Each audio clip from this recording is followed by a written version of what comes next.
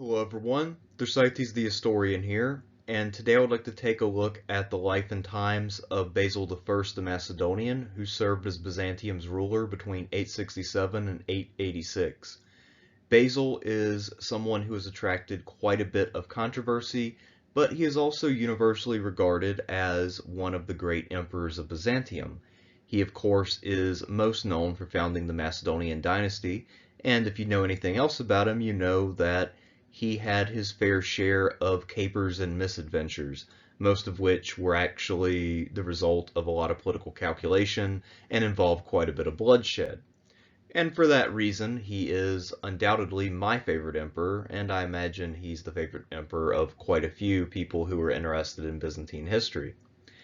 So we're going to take a look at him today, but if you'd like to learn more about some of the more sordid details of Basil's life, then I recommend doing two things.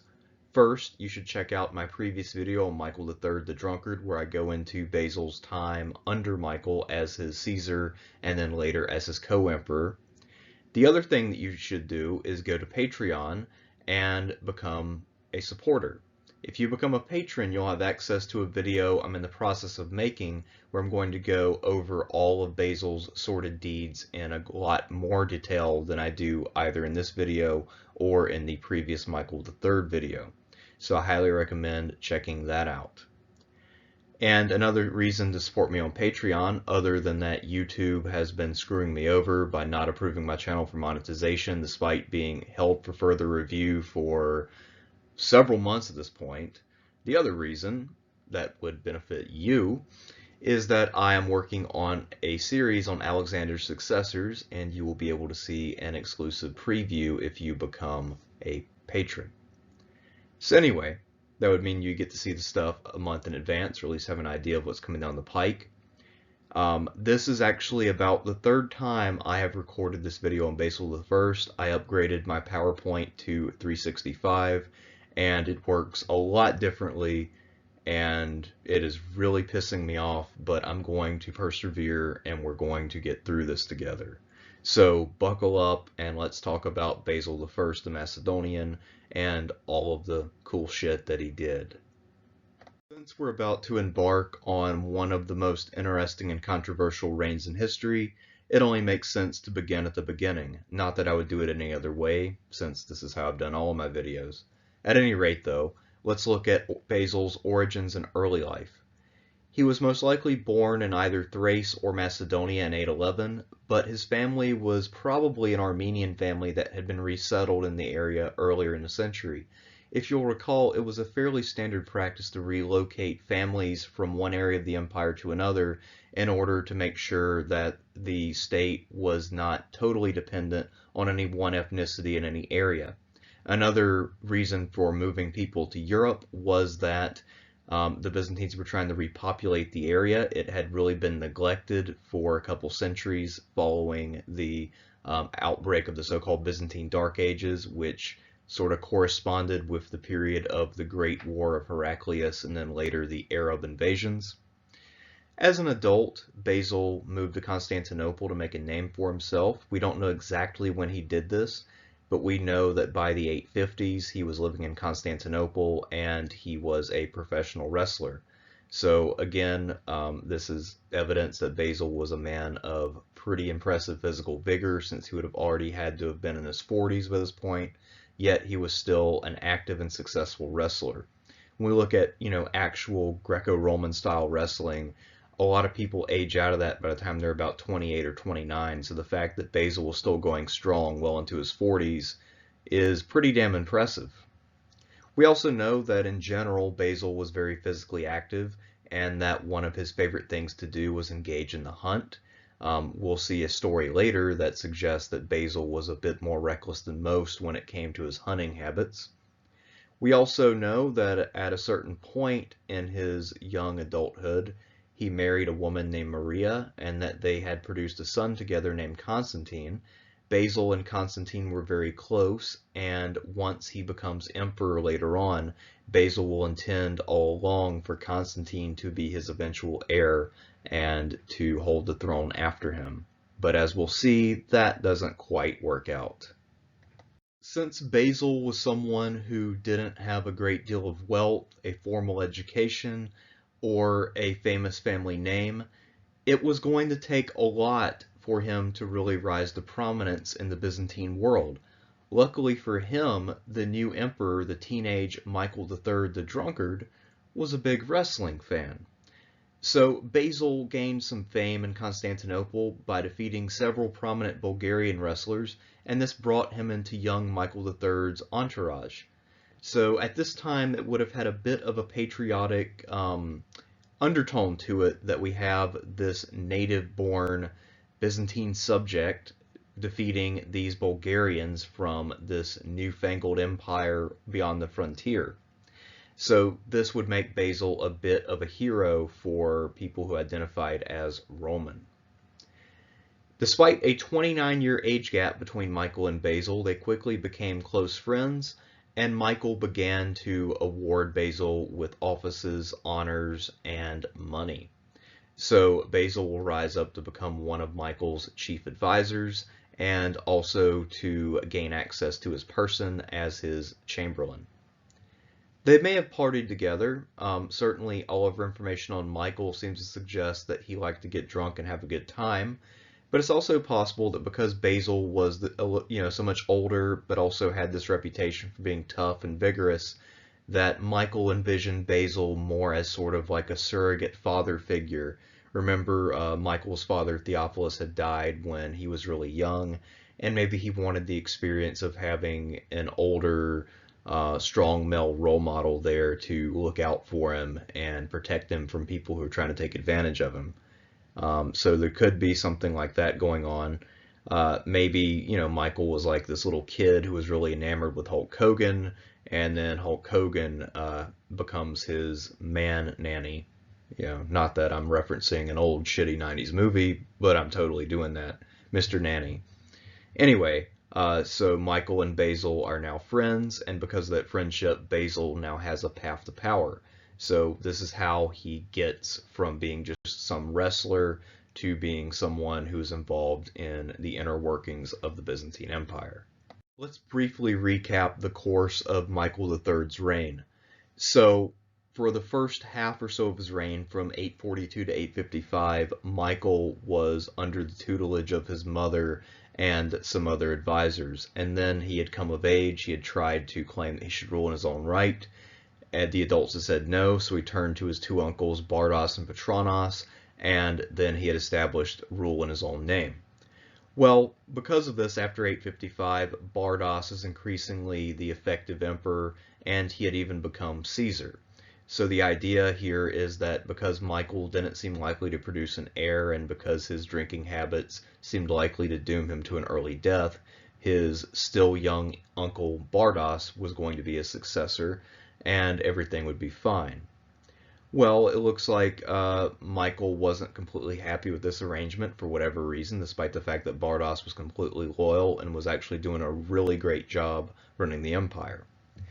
So as he begins to really associate with Basil more, Michael turns more toward Basil as his protector rather than Bardas. And Basil develops a dislike for Bardas, which most likely is based solely on his own desire to enhance his position. So he foments discontent between Michael and his uncle Bardas. At one point, Basil is plotting murder against Bardas, and then Bardas finds out, and they have a peace conference where Basil and Michael convincingly lie and assure Bardas that they have no intentions of killing him. With those assurances, Bardas was secure, or at least he thought he was, and then Basil managed to take him by surprise and have him murdered soon thereafter, as depicted on screen. And after Basil and his men kill Bardas, presumably they did so with Michael's blessing, although it's also possible that he just went ahead and did it and told Michael about it later. Anyway, Michael declared that Basil would succeed Bardas as the new Caesar. So this is a pretty odd situation where you kill a ruler's uncle and you get to take the uncle's place. It's kind of nuts, but this is what happened. Not long after Basil became Caesar, Michael decided to elevate Basil to full imperial status and have him serve as his co-emperor. So now we have two emperors who are equal to one another, ruling in tandem. Now, Michael would actually still have seniority because he had been on the throne longer, but for all practical intents and purposes, Basil is already emperor when this happens. I think the biggest factor in Michael's decision was actually that he wanted someone who was a full partner in government who would bear the burden for him. He didn't want to have to run the government by himself, and he knew that Basil was more than willing to do the job for him. The sources, which tend to be hostile especially to Michael, suggest that the real reason why Michael wanted Basil to be his full colleague is that Basil had married Michael's former mistress Eudokia in Gerona at Michael's suggestion, and that the reason for both this marriage and his elevation to the status of full emperor is so that they could live in the same palace, and therefore Michael could sneak off and visit Eudokia in Gerona without anyone really asking any questions or without it rousing any suspicions. After all, Michael was married to someone else, and it doesn't really look great if you have an emperor dallying about with someone other than his wife. So if your mistress is hidden in the imperial chambers anyway, well, no one can tell what you're doing. Anyway, I don't think that Basil is a weak enough personality to have allowed something like that to happen, but it's hard to say. So anyway, we'll talk more about this really sordid stuff with Eudokia and Gerona in the patron-only video, so I'll leave that here, and we'll move on. When Macbeth killed his king and seized power, he was coming from a position of not being king and then using that murder to make himself king. So whatever you might think about the deed itself, it made quite a bit of sense. However, in Basil's case, it's a lot more difficult to find his motive for the time that he pulled off a very Macbeth-esque murder, but without having a very clear motive for doing so. Let's examine. One night, the two emperors and their two empresses were dining together in one of the suburban palaces, and as often happened, Michael had too much to drink, and he needed to go lie down, and he passed out completely wasted. In the middle of the night, Basil and some fellow conspirators burst into Michael's chambers and duly killed him. Basil then hurried back to the city with Eudokia and Gerona, declared himself sole ruler, and he claimed that he had acted in the state's best interest by getting rid of someone who was an embarrassment and a liability. How well received this was, I can't say, but we will look at some potential problems that Basil incurred by doing this act. At any rate, it feels to me like Basil probably was able to do whatever he wanted anyway, and Michael didn't pose much of a legitimate threat.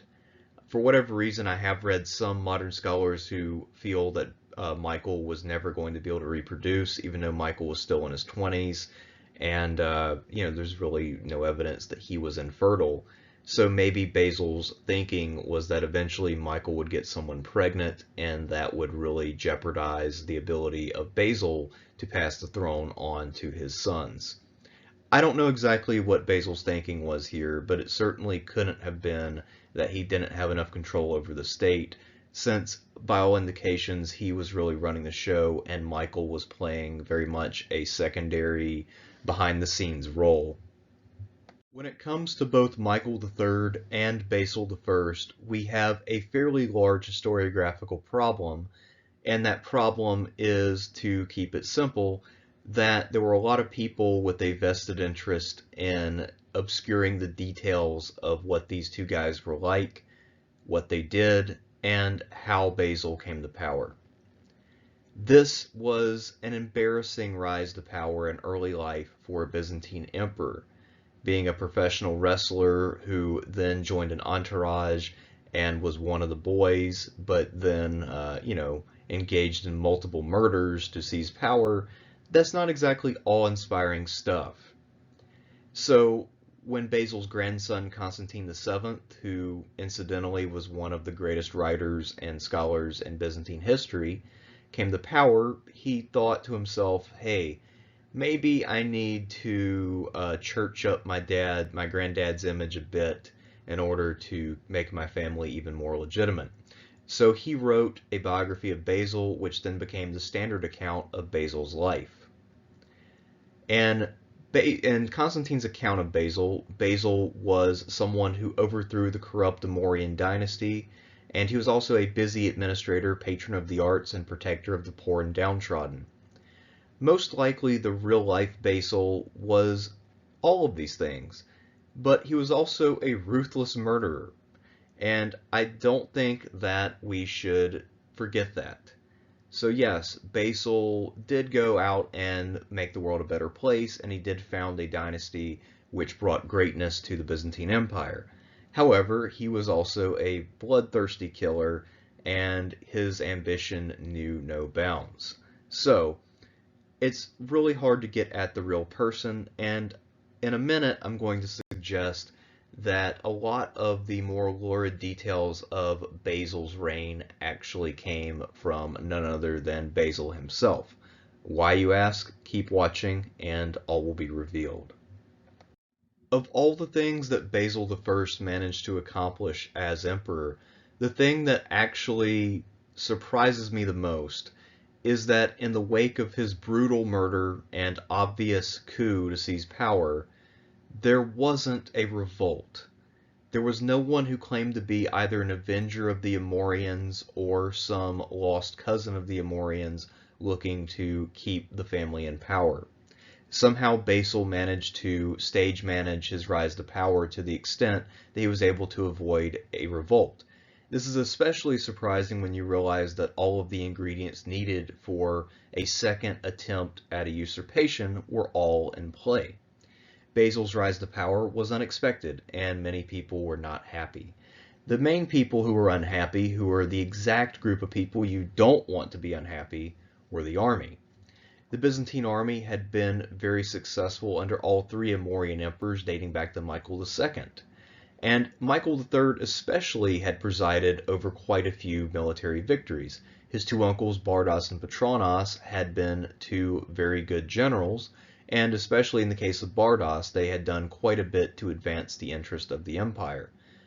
Michael III's father, Theophilus, was also something of a national hero. He was the JFK of the 9th century. So what does Basil do in order to defeat this potential challenge to his power? Well, the first thing he has to do is try to really shore up his legitimacy. Now, going into 867, when he seizes sole control, Basil had two sons, Constantine and his young son Leo, who was by Eudokia in Gerena. Now, because of the prior relationship between Michael III and Eudokia in Gerena when they were teenagers, the rumor was that Leo was secretly Michael's son. So in order to shore up his own position, Basil had to create a line of succession. By this time, he's a middle-aged man, and even though he was a healthy and vigorous guy, if you're middle-aged in this time, you could pretty much just keel over at any time for no apparent reason. So Basil decides to set up a line of succession. He makes both Constantine and Leo co-emperors in 869 and 870 respectively. Constantine by this point is probably a young adult, whereas Leo is a small child. Now, supposedly, our sources are very clear that Basil always hated Leo and preferred Constantine. But what I will argue is that it's very possible that Basil is the source of the rumor that Leo was Michael's son. And the reason why he would spread such a rumor, which you might think, hey, that would undermine him because he's going to have Leo succeed him, and that would bring Leo's legitimacy into question. No, what happened, I think, is that Basil spread this rumor early on as a way to deter a potential revolt. Because if Leo is in line to succeed to the throne, and he is actually Michael's son rather than Basil's, then this means that there's no point in revolting on Leo's behalf, because he will come to power anyway, and all will be set right, and that fool Basil doesn't even know that his son and heir is actually the son and heir of the guy he murdered. So it's kind of a divine revenge, if you will. So I think that Basil is actually the guy who set this up. So that way people would look at this situation and feel a little bit less motivation to get rid of the usurper. But again, I'm just grasping at straws to some extent, and I would also argue so were all the people who said that Michael was the real father of Leo. A lot of this was just speculation that got recorded as history. But since that's what we got to work with, I'm working with it. Anyway, let's move on. Just like all of his predecessors and all of his successors, one of the main things that Basil had to do as emperor was to set religious policy and work it into the larger framework of his overall policy. When he had been co-emperor with Michael, Basil had supported Patriarch Photius.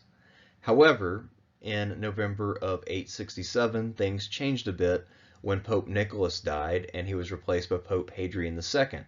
The difference is that whereas Pope Nicholas was hostile to Constantinople, Hadrian II was willing to work with Basil, provided that certain conditions were met. So Basil decided to meet Hadrian halfway in order to repair the relationship between the East and the West. And one of his early acts was to remove Photius as the patriarch and reinstate the previous patriarch, Ignatius. If you'll recall, Ignatius was something of a zealot, and he also was someone who had an interesting background since he had been the grandson of Nicephorus I and the son of Michael I Rangabi, who was then forced to take vows once Michael was overthrown by another emperor. Anyway, this change in leadership was meant to appease the zealots at home. That was one of the main focuses. Get rid of a patriarch who was not seen as particularly pious, which is obviously a case of the pot calling the kettle black as a way to distract, something that we see a lot of in today's world. And to appeal to the Pope in Rome for reasons that we will lay out, mainly dealing with Byzantine holdings in Italy. So what I see from this is that Basil was someone who practiced realpolitik, and that his theological convictions were based mostly on what he needed to believe to get things done for the empire. So what was it that Basil was hoping to achieve in Italy? Well, to put it simply, his hope was that if he could reconcile with the papacy religiously, that this could be the basis for military cooperation between the Christian powers in Italy to drive back all of the Arab advances there. To appease the papacy, Basil ended up presiding over a council attended by papal delegates where Photius was anathematized. So not only did Photius lose his job as the Patriarch of Constantinople, but he was also excommunicated.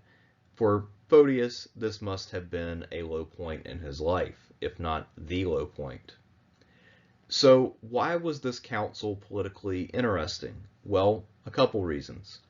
The main reason is that it really shows off the full extent of Basil's political repertoire. Despite the fact that this man had no formal education and might not have even been literate, Basil was a political genius. A lot of previous Byzantine emperors had really not been all that great at striking a balance between preserving the dignity of Byzantium and its prerogatives with meeting the Pope far enough without giving up too much. But Basil stage managed this brilliantly, because what he does is he presides over the council, so that makes it look like he is in charge and that the East has some degree of primacy when it comes to Eastern affairs.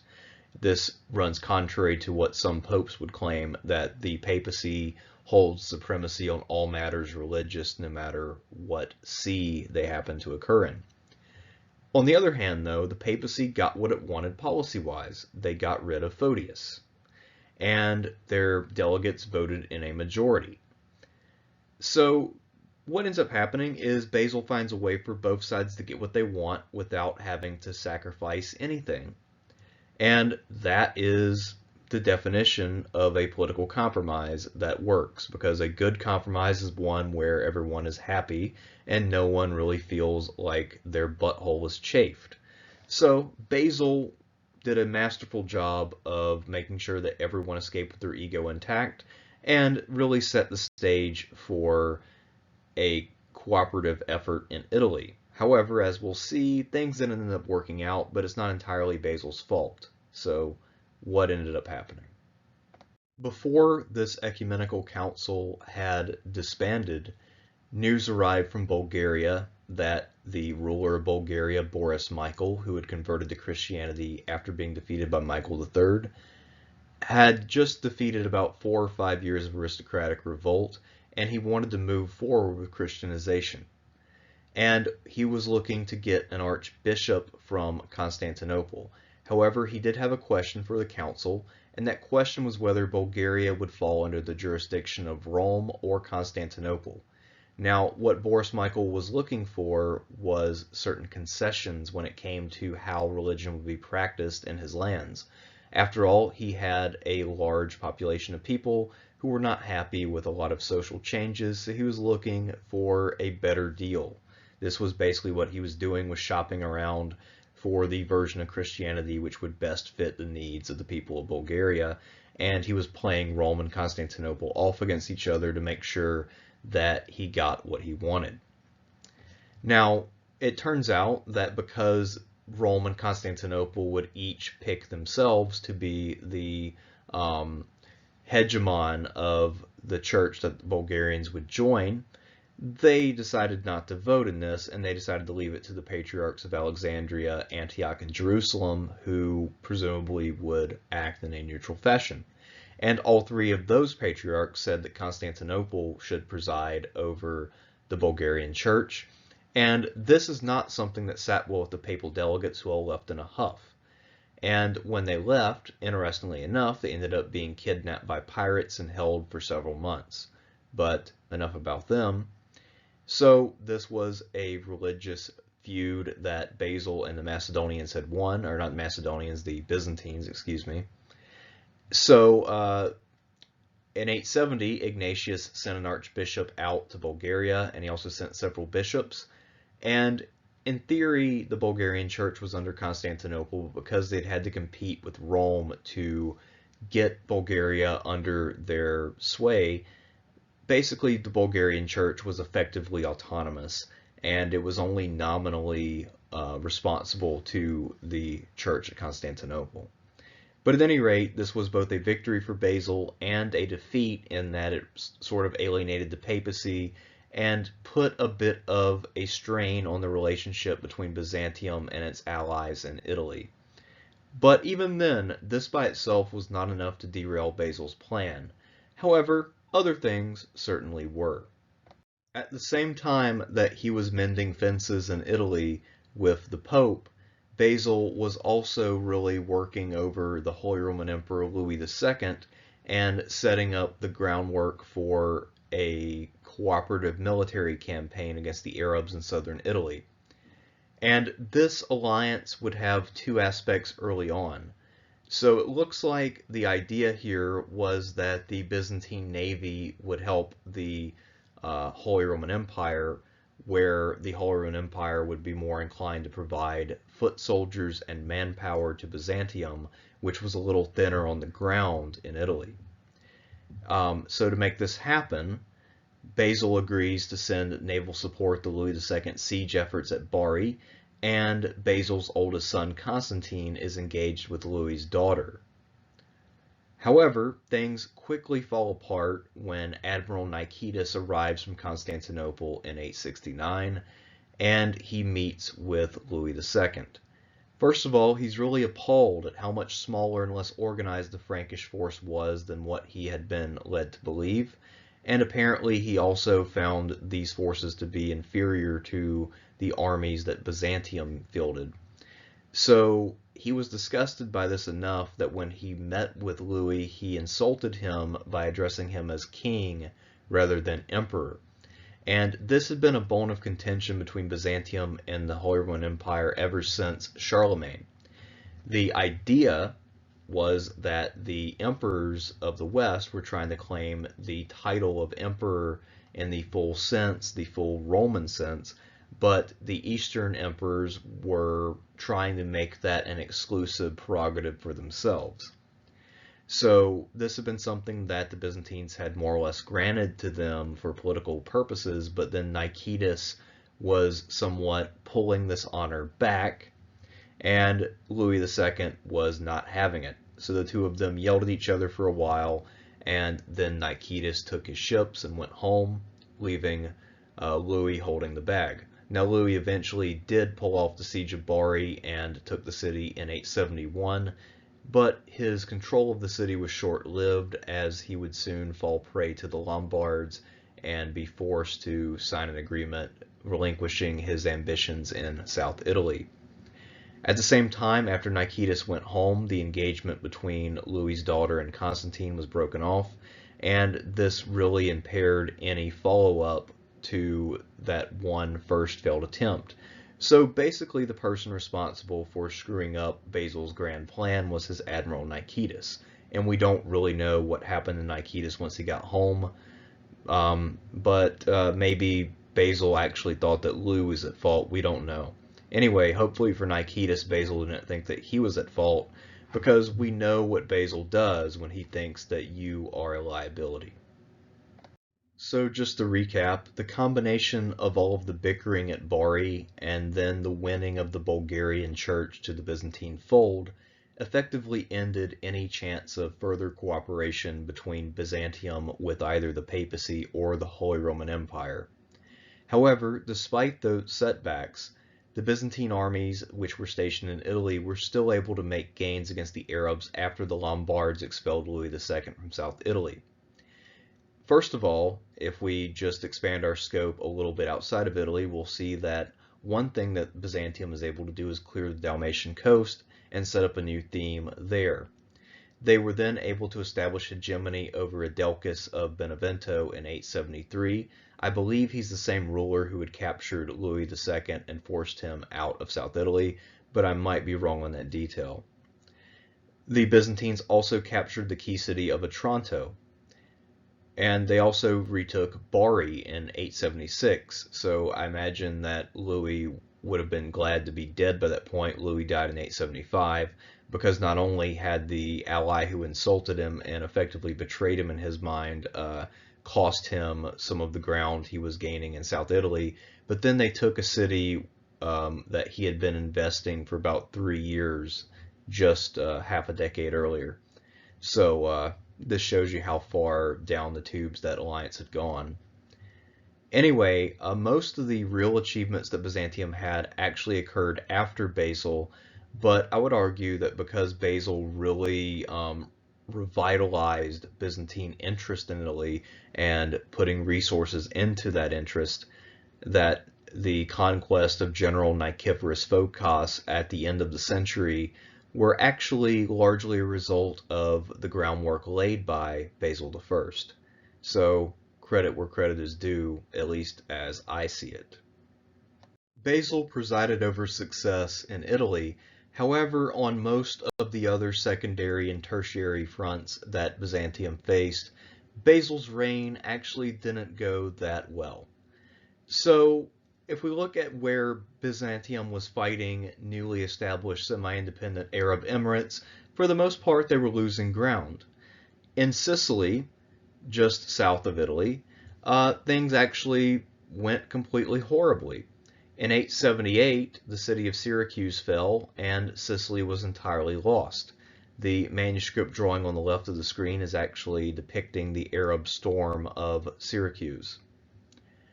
Basil also launched an expedition to recapture the island of Crete, which had fallen to an emirate there, but ultimately, despite some initial success, that expedition was unable to dislodge the Arabs from Crete. Most of Basil's military focus and personal attention were centered on the eastern provinces, as was often the case when it came to Byzantine military affairs, since that was where most of their armies were located. So let's now take a look at what Basil and the Byzantines did in the east, since that is where The real action occurred if we're looking at the number of men involved and the opponent, which in this case is the Abbasid Caliphate. So in previous videos, I've mentioned that there was a Christian sect called the Paulicians who lived in Asia Minor, and that they had started out peaceful and then grown to large size. They had also been persecuted by Byzantine emperors starting early in the 9th century, and that persecution had actually fueled their rise and given them a sense of militancy which they had not had before. Well, Basil is the guy who ends up inheriting the bad policy of, or at least the consequences of the bad policy of his predecessors. So by Basil's time, there was a strong leader for the Paulicians named Chrysocheir, and he had come to power in 863 and had also developed a military for the Paulicians, so they were ready to revolt from Byzantium. Interestingly enough, and totally in fitting with the general ridiculousness of Basil's reign, Chrysocheir means gold hand. So yes, Basil, in addition to being Macbeth, also was James Bond and fought someone with a golden hand. Maybe he was more like Austin Powers and he fought Goldmember. I don't know. Anyway, Basil and his brother-in-law Christopher had two major campaigns deep into the Paulican heartland. In 872, at the end of the second of these campaigns, Christopher destroyed Chrysocheir's fortified capital of Tefriki, and this effectively ended the Paulican movement as a political and military force. And after this point, now Basil and his armies will be able to campaign extensively in the east at the expense of the Abbasid Caliphate. So let's take a look at what Basil's armies in the east were able to accomplish. For about a decade after the final fall of Chrysocheir, Basil had the initiative in the east, and he was able to campaign every year in the Euphrates Valley, and he was able to capture things every year. The two biggest pickups were the cities of Zapetra and Samosata, but there were also others that fell into Byzantine hands and had probably not been in Byzantine hands for a couple centuries by this point. However, early in the 880s, Basil suffered a fairly major defeat near the city of Tarsus, and this temporarily ground Byzantine momentum to a halt. However, Byzantine initiative was soon restored, and it looks like the trend by this point was for Byzantium to gain ground at the expense of the Abbasids.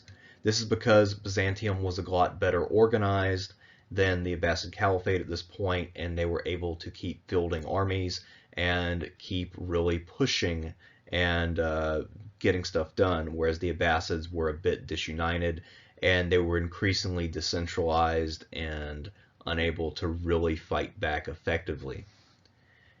Another major consequence of the continued weakness of the Abbasid Caliphate is that one of their subordinate areas in the Caucasus broke away and formed a new Armenia. Now, back in antiquity, there had been an ancient Armenia, and now we're about to see the rise of the medieval instantiation of Armenia.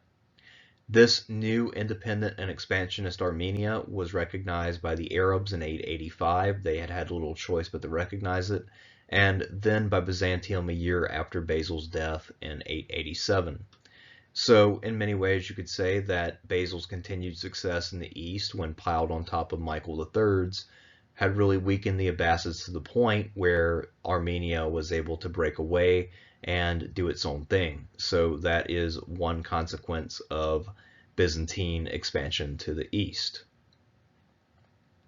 Now that we've taken a look at some of the political and military consequences of the decision of the council to give the Bulgarian church to Byzantium, let's go back to the overall issue of religion under Basil I and take a look at the larger competition for influence over the Slavs that took place between the Eastern and Western churches. The two major missionaries for the Eastern Orthodox Church were Cyril and Methodius, and they were able to reach out effectively to Slavic people living in Serbia, Macedonia, and Greece.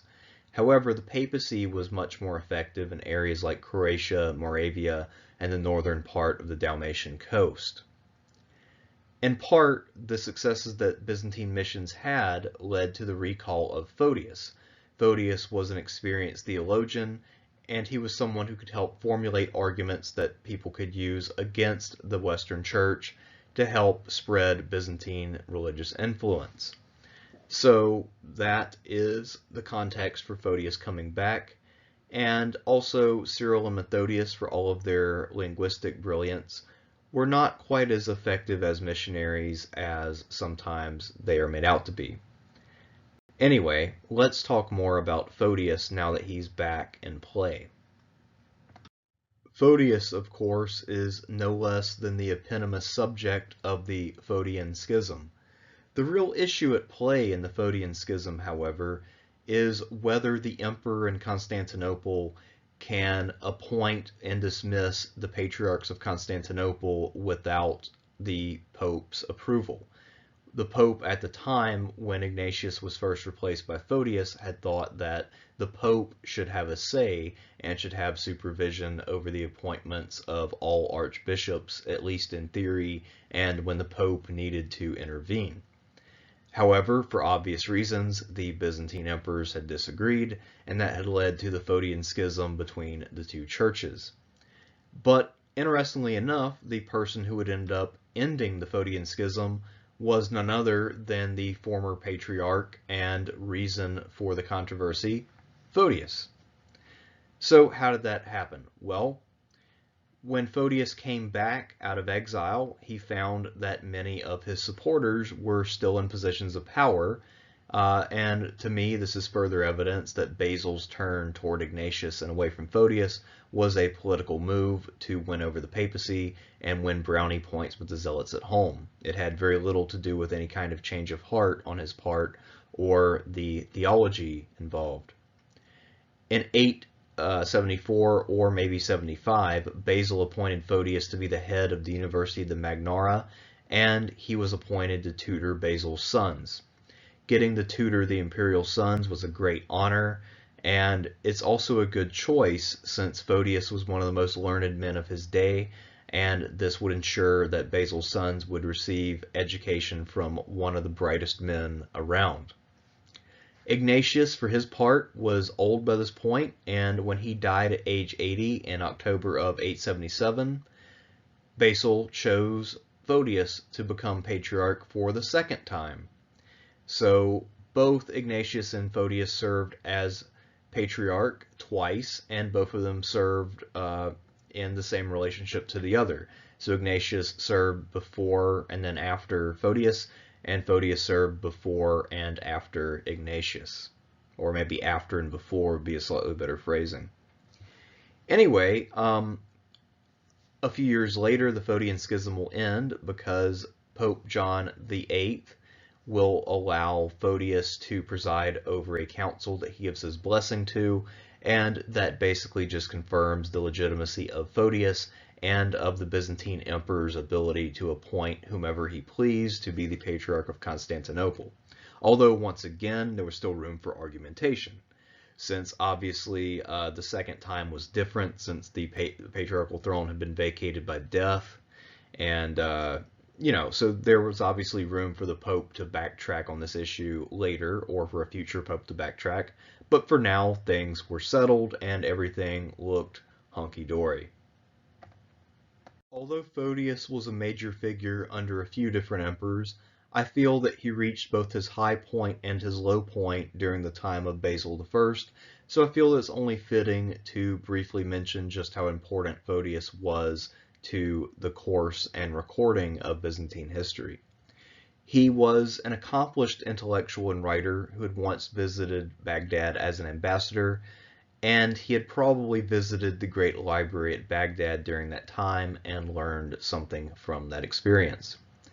Photius wrote a voluminous correspondence to foreign rulers and religious officials, so he was internationally famous and someone who had quite a few connections around the world. He also was the primary or one of the primary architects of the expansionist policies of the Byzantine state and church that the empire would follow over the next couple centuries. He wrote three major works which held a lot of influence. The first work that he wrote was called the Library, and this is basically just Photius looking at all the books that he's read and then writing a brief summary of them. So this is useful for a couple reasons. First, we can see what texts were available to someone like Photius in the 9th century. The other thing is we get summaries of some texts that we don't have anymore, so we have a general idea of what those texts had or were about. So that way, if we happen to find some random fragments of something in Greek, we might be able to identify it based on Photius's annotated bibliography. Another major work of Photius is the Lexicon. This is basically Photius's attempt to make a dictionary of terms that he found to be interesting or controversial in some way. And the idea here is that if he found a word to be interesting, he would write a whole entry on what it meant and all of the various implications of that meaning. So this is another interesting work, and it gives us some insight into how a 9th century theologian's brain worked. We also have a work by him called Mystagogy of the Holy Spirit, and this is a more purely theological tract and something that again gives us some insight into 9th century Byzantine theology. So Photius was a major figure, and he was at various times supported by and opposed by Basil I. One of Basil's other major accomplishments while he was on the throne was initiating a complete reform of Justinian's law code while incorporating supplements from more recent times. This larger law project of completely revamping Justinian's law code was never completely finished. However, there were two works that were published within Basil's lifetime, and these works were still important. The Prochiron was published in the 870s, and this was an updated legal handbook for daily use by lawyers and judges. The Apanagoge was published a bit later, and this was more focused on legal theory, and it specifically is important for laying out the secular and sacred division of power in the Byzantine world between the emperor and the patriarch. So both of these works were inspired by, or at least were commissioned because of, the orders of Basil. And you might be detecting a bit of a pattern here that is about to become apparent, that Basil really admired Justinian I and wanted to emulate him in various ways. Well, what else did Justinian do other than try to conquer Italy and make a law code? If you guessed he built a lot of shit, then you guessed correctly. So let's look at what Basil did as a builder. I guess that one way to describe Basil's building activities is that he was something of a renovator-in-chief. One of the major renovation projects that he and his two successors undertook was to really restore the power and reputation of the Byzantine fleet. As we saw earlier, it was already restored sufficiently early in Basil's reign for him to be able to send it to help out the Holy Roman Empire. However, later on, this fleet would regain even more of its former glory, and by the end of Basil's reign, the Byzantine fleet would once again be the dominant fleet in the Eastern Mediterranean. So that was important. And this is also another interesting case of where Basil took up the work being done by Michael and managed to take most of the credit for it. And by Michael, of course, I most likely mean Bardas. But anyway, in addition to that, Basil was big into building things where it would be obvious that he had had a hand in building these things, and that it would prove to future generations that he had been a great man and a great patron of the empire. So because of this, one of his projects that we know about for sure is that he renovated all of the imperial palaces. And we don't know exactly what else he built, but it seems like he was pretty prolific. He certainly had a reputation as quite a builder. The problem for Basil, the sad truth, is that of all the things that he built or renovated, None of them survive to the present in a form that would enable us to really appreciate or get a sense of what Basil's buildings and renovations were like. So we only know of him as a great builder solely by reputation.